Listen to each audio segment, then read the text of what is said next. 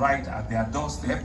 It further strengthens them, it gives them the bragging right, and it gives them the sense of ownership and understanding that government is not being far off. We're right here at the community. Like I mentioned, I'm coming there in big. You know, I've started the road construction and I'm doing a bridge connection just down the road there. It's not to sell the land, it's for development and investment to come to that part of Lagos. It has not seen a lot because of the water that is there, but we're bringing development into that corridor, and I want to say to you that good things are ahead for Itomo people in Lagos. Heads of various agencies that are here, especially the General Manager of LASWA, very hardworking, I dare say, Damilola Emmanuel, thank you very much. The Area Manager for LASWA, for NIWA, Engineer Mrs. Lara Brahimo. And you know, we always fight on quarrel with NIWA, but we will resolve ourselves. You know, we understand that there is meant to be, collaboration at all times, and I will always know that NIWA will support everything that we're doing in Lagos. And thank you very much for those good comments that you passed on us. There are several captains of industry here. If I haven't mentioned you, thank you very much for being part of this. We acknowledge all our market leaders, our market men and women, all of our party faithfuls that are here, the local community here in Baduri. We also thank and acknowledge all the workers that are working in this facility that we've seen, and we need to acknowledge and thank them very well. These are all local skills that they've risen up, and they're showing us that indeed, if we put our mind and our heart to things, we can also do great things in this country. Thank you very much, Calverty, and all of you that has put this together. Distinguished guests, gentlemen of the press, ladies and gentlemen. As you can see, like Damilola said, he's excited and he's excited that we're here. I'm equally excited. I'm excited because today is the 29th of May. Today is exactly another 1 year into our second term in office. So meaning that the administration of Babajide Sanwo-Olu and Kadri of Bafemi Hamzat, you've been unique. You've uniquely kept us here for 5 years. We do not take it for granted. To the people of Lagos, we want to thank you very much for your confidence in our administration.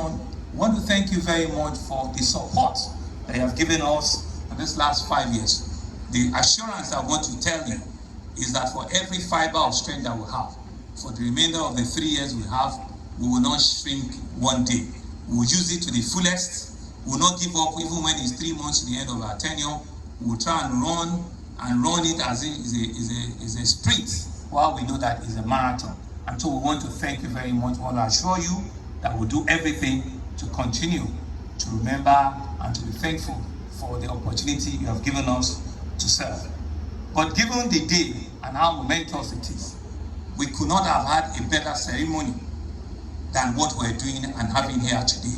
Words have chosen to come and tell the citizens of Lagos that the first pillar of our economic agenda, which is the T, which stands for transportation and traffic management, that's the pillar we have chosen today to come and demonstrate our commitment to you, to come and say to you that everything we've said to ensure that we have a comprehensive, integrated, urban mass transportation system will not be shortchanged. We will ensure that all the verticals around public transportation, none of those verticals are left unattended to. And today is the turn of marine transportation. We have done so many things. We've built so many ferry terminals. We've built so many jetties. We've handed over several tens of ferries. But today, we need to increase that fleet. We need to do it in a bigger and a better way. And so I'm excited and I'm happy on this momentous occasion. I'm honored here that we're handing over to all the people in our marine transportation 15 brand new acquired ferries, all at 40-seater as part of the phase 1, because there's a second phase. It's supposed to be a total of 25, but given the urgency of where we are and the fact that we need to be able to demonstrate that backward integration is possible in our country, we don't need because the last ones that we launched in this same facility about 2 years ago were all imported ferries. All of them, about 22 of them, were all imported ferries. So I'm happy here that the ferries that we're handing over today are all done locally, and like everybody has testified to it, is the best in class, and it's something that we all truly just need to be proud of. The only component that is still foreign in it is the engine, which are the outboard engines which will power, the ferry. So I want to say to all of us that it's about the revolutionization of our public transportation system. And like I said, in our team's agenda, traffic management and transportation falls directly in the remit of what we're doing here today. It's only when we have an efficient, effective, and a reliable public transportation system that the economy of the city can grow, that people can see economic value, that people can have predictable journey, that people can move from one point or the other. This morning, I'm happy to say that it took us 27 minutes precisely from the Falomo jetty to get in here. If we had gone on the well put together Lekki-Ekpe Expressway, which we're doing a lot of work on, it will take us nothing less than 50 to 1 hour. But that journey, being on water transportation, took us less than 30 minutes, 27 minutes, because I was checking the time. And so you can imagine what the benefit of that is to the people of Lagos. What reducing your time, the cost of movement, the cost of transportation, and how long it takes you to commute from one part to the other, and how that will be significantly reduced from this jetty that we have to cross over to Ibeshi, which is in Ikorodu. It's less than 30 minutes. In fact, it's about 15 minutes to just cross to Ibeshi. You can imagine if you need to go and traverse, from here and going by road to Ibeshi, it will take you nothing less than an hour, 45 minutes. So that's the power of connectivity. That's the power of what we're doing here today, and that's the power of ensuring that economics and businesses can grow and thrive. And we're not just doing it, we're doing it because we know too well that over 15 local government of the old 20, meaning that almost out of 57, almost 42 local government and LCDs in Lagos, in one form or the other, have water running around them. So that's a significant area that we need to be strategically be looking into. 22% or thereabout of our total land mass is water.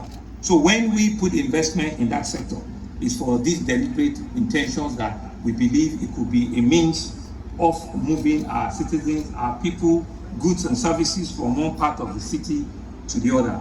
And the beauty of it is now that with LASWA, our waterways transportation system is reliable, is comfortable, is enjoyable, and is very, very safe. In the last year or so, LASWA alone has distributed close to 20,000 free vests. What do we call it? Floating vest or life jacket vest? Exactly. Free of charge. Free of charge. Over 20,000 LASWA has distributed, meaning that you know that you need to have the safety component before you board any of our ferries. And I want to also talk to the private ferry operators. Please listen to your regulators. When they give you a time that you cannot fly on the waterways again, please stick with those regulated time. All of the unfortunate 1 or 2 fatality accidents that we have had on the waterways in the last 1 year are people that have not listened to the rules. There are people that have not kept to the rules of engagement, that beyond a certain time, you cannot ferry people from one part or the other again. You should not let economic benefit alone be the reasons why you are doing the unsafe mode of transportation, and you are putting the life of your passengers at risk. So we want to use this occasion once again to tell NIWA, to tell LASWA that we must continue to enforce those rules, no matter who it is. Once the time that we have set is reached, we cannot allow anybody to move on the waterways, and ensure that everybody goes on the water transport with the necessary safety gadget, which is the life jackets that must be worn. And so our administration, in my view, have made strategic investment to ensure that the safety in our waterways and the reliability on our waterways is not compromised. Today, we're introducing 15 new ferries, and we believe that this will ease not only, the cost of movement, it will reduce, the burden of public transportation. And the other thing that we've also mentioned is that we've generated a seamless, integrated mass transportation system. The cowrie card that is being used is the same card that is used on all of our BRT buses on the land, is the same card that is being used on our train services on both the red line and the blue line. Is also the same card that is being used on our waterways. The private operators that do not have the cowrie card or the top-up machine, please talk to LASWA, and LASWA will talk to Lamata, and we can install them into all your ferries, so that once your passengers comes in, they can just tap in and tap out, and you can have a seamless payment system in which at the end of the month or on a weekly basis, there's a way in which they settle everybody and it's seamless. There is nobody that is shortchanged, but it reduces the risk and it helps what we know or we call public